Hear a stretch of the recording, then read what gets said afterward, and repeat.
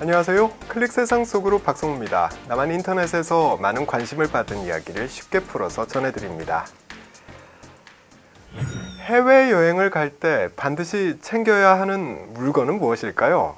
물론 돈이나 상비, 약, 여분의 옷가지 등도 필요합니다. 하지만 정부가 발행하는 공식 신분 증명서인 여권이 가장 필수적인 준비물입니다. 여권 없이는 비행기를 탈 수조차 없기 때문인데요. 2017년 남쪽의 해외 여행객은 2,400만 명을 넘어섰습니다. 그와 함께 여권을 보유하고 있는 사람도 2,900만 명에 이르게 됐는데요. 남한 사람 2명 중에 1명이 가지고 있는 여권에 대해서 짧고 굵게 짚어봅니다. 남한 사람들 대부분이 가지고 있는 여권은 녹색입니다. 1988년부터 녹색 여권이 발급됐는데요. 그런데 오는 2020년 남한 여권의 도안이 바뀌게 될 전망입니다. 2018년 5월 남한의 문화체육관광부는 새로운 여권을 공개했는데요. 가장 눈에 띄는 변화는 표지의 색깔입니다. 녹색에서 남색으로 바뀐 겁니다. 또 삼태극 문양과 숭례문 다보탑이 담겨있던 기존 속지는 장마다 다른 문화재의 문양으로 교체될 예정이라고 하는데요. 이 같은 변화를 놓고 색깔이 뭐가 중요하냐? 세금 낭비다. 이런 식의 비판도 적지 않았지만 호의적인 평가가 더 많았습니다.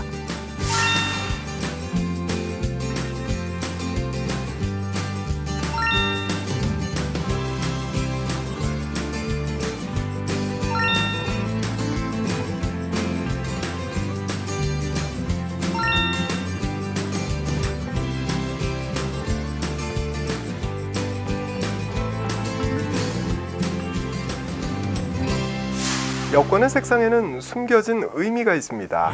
전 세계 국가의 여권에는 일반적으로 녹색, 빨간색, 파란색, 검은색 이렇게 4가지 색이 주로 쓰이는데요. 이 색깔에는 정치, 종교, 지리적인 특성이 반영된 경우가 많습니다. 좀 구체적으로 보면 이슬람 국가는 주로 녹색 여권을 사용합니다. 사회주의를 추종하는 국가나 유럽연합에 소속된 국가들은 대개 빨간색을 선호하고요. 중남미 지역 국가 중에는 여권 색깔이 파란색인 경우가 많습니다. 또 검은 대륙으로 불리는 아프리카의 국가들은 주로 검은색 여권을 사용합니다. 하지만 예외도 있는데요.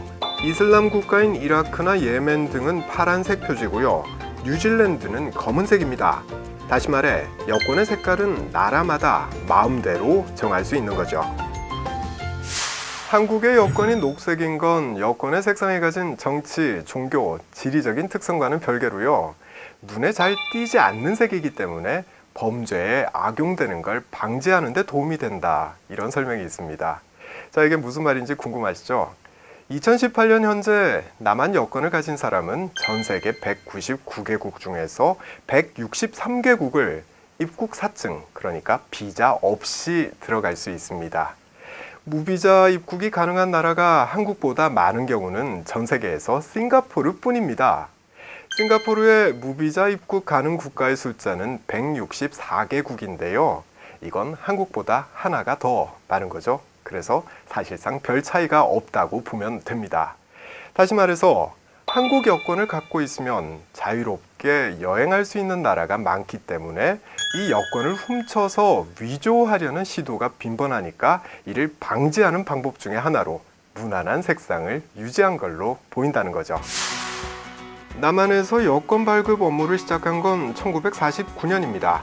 초기에만 해도 여권을 발급받으려면 재산증명서, 신원진술서 같은 수십 개의 증빙 서류를 제출하고 반공 교육을 의무적으로 받아야 할 만큼 무척 까다로웠습니다. 그래서 한때 여권 보유자는 엘리트 계층이라는 인식이 있기도 했죠. 하지만 1989년 해외여행 자율화 조처가 내려진 이후 누구나 여권을 가질 수 있게 됐고요. 채 30년이 지나지 않았지만 지구촌 곳곳을 제약 없이 누비고 다닐 수 있게 됐습니다. 한국 여권이 오는 2020년부터 남색으로 바뀐다고 말씀드렸는데요. 현재 북한의 여권도 남색이죠. 새로 나올 한국 여권은 초안을 유지하게 된다면 북한 여권보다는 좀 더 밝은 남색으로 나올 예정입니다.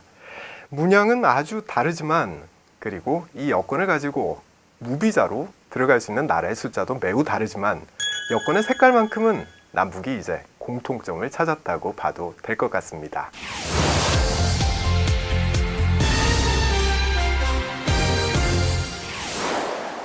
옛부터 집 나가면 고생이라는 우스갯소리가 있죠.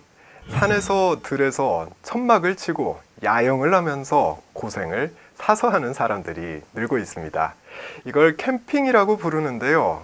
캠핑은 텐트, 그러니까 임시로 지은 천막 등에서 일시적인 야외 생활을 하는 여가 활동을 뜻합니다. 제가 어릴 때만 해도 더위를 피하기 위해서 계곡에 놀러 가서 텐트를 치고 캠핑하는 일이 많았는데요. 달라진 게 있다면 피서철이 아닐 때도 이젠 캠핑을 즐기는 사람들이 늘어났다는 겁니다. 2018년 캠핑 인구가 500만 명을 넘어섰다고 하는데요. 남한 사람들이 이렇게 캠핑에 빠져든 이유는 과연 무엇일까요? 남한에서 캠핑이 본격적으로 시작된 건 1990년 무렵입니다. 86 아시안게임과 88 서울올림픽을 치르면서 자동차를 소유한 사람이 늘어났고요. 차에 캠핑 장비를 싣고 전국의 산과 들로 캠핑을 떠나기 시작한 겁니다. 초기에만 해도 캠핑을 하기 위해서는 돈이 많이 필요했습니다. 텐트부터 침낭, 조리기구에 이르기까지 갖춰야 하는 장비도 많았고요. 대부분 비쌌기 때문입니다. 그런데도 캠핑이 대중적인 인기를 끌 수 있었던 건 주 5일 근무제 도입과 맞물리면서 하나의 여가 활동으로 자리 잡은 덕분인데요. 그러니까 단순히 야외에서 잠자는 수준이던 캠핑이 즐기면서 휴식하는 단계로 진화했던 겁니다.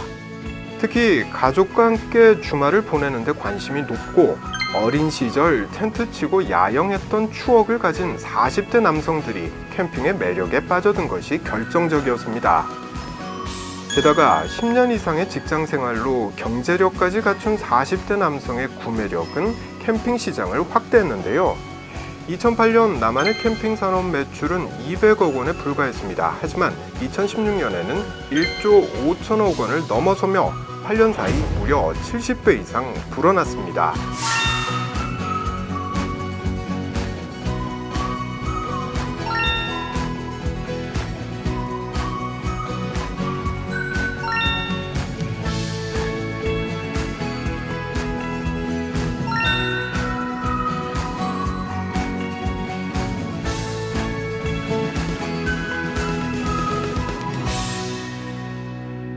캠핑에 대한 수요가 폭발적으로 증가하면서 산과 바다뿐 아니라 도심 곳곳에서도 캠핑장이 생겨났습니다. 전국적으로 2천여 곳에 이르는데요. 날씨가 좋은 이른 봄은 물론이고 난방 장비의 진화로 이젠 한겨울에 이르기까지 캠핑장은 계절을 가리지 않고 주말마다 만원 사례를 기록하고 있습니다. 최고급 캠핑 장비를 미리 마련해 놓고 간편하게 캠핑 기분을 느낄 수 있게 하는 글램핑도 등장했습니다. 또한 아이 없는 부부, 혼자 사는 1인 가구들이 늘어나면서 최소한의 장비로 가볍게 떠나는 미니멀 캠핑도 늘어났고요. 젊은 20, 30대가 캠핑족으로 유입되면서 텐트 대신 차에서 자면서 하루를 보내는 차박, 혼자서 캠핑을 하는 혼캠처럼 다양한 방식이 생겨났습니다. 유럽이나 미국처럼 캠핑이 대중화된 나라에서는 주로 캠핑카를 이용하는데요. 캠핑카는 텐트 역할을 할 뿐 아니라 화장실과 주방 시설은 물론이고 침대까지 갖추고 있는 최고급 장비입니다. 남쪽에서도 이 수천만 원에 달하는 캠핑카의 인기가 요즘 점점 치솟고 있는데요.